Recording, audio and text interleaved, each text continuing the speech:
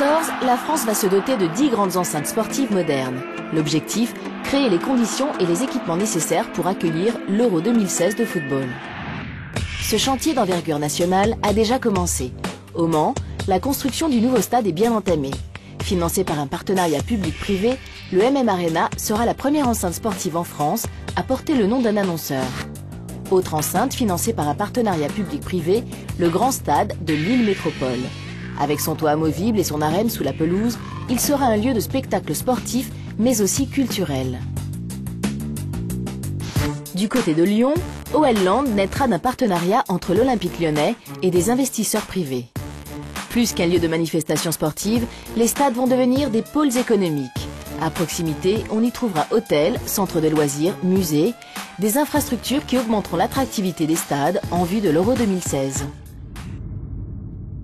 Alors pour être candidat et pour avoir des chances de réussir, il faut d'abord avoir les enceintes sportives aux normes. La capacité, l'hospitalité, les studios de télévision, les salles d'échauffement, la largeur des sièges, les dossiers, des stades confortables et modernes. Bon, ça, il en faut 9 plus 3 de repli. Si on n'a pas ça, on ferme le dossier, on n'est plus candidat. Je vais vous ouvrir ce vestiaire qui, pour moi, est quand même quelque chose de cher à mon cœur. C'est ici que l'équipe de France a été championne du monde en 98. Voilà.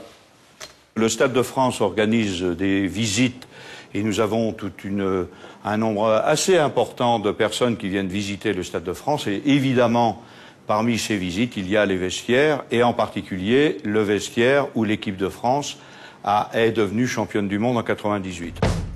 C'est ici que les Bleus nous ont fait vibrer en 98. Ici que tous les exploits sportifs français ont lieu.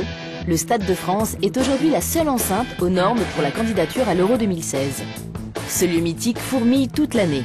Et pour mieux comprendre, il suffit d'aller voir sous le stade ce qu'il se passe. Alors actuellement, vous vous trouvez dans la voie de desserte intérieure du Stade de France. C'est un périphérique qui est unique dans les stades en France et qui fait tout le tour du stade en sous-sol, au niveau de la pelouse, qui possède 4 sorties et entrées sur l'extérieur et qui permet à tous les véhicules de secours et les différents prestataires de pouvoir rentrer dans le stade et de gérer leurs problèmes sans gêner l'extérieur. Gilles Pénaud est le directeur de la sécurité. Il connaît tous les recoins du stade. Normal, il y travaille depuis sa création. Une entreprise dont il est fier et qui emploie jusqu'à 5000 personnes les jours d'événements.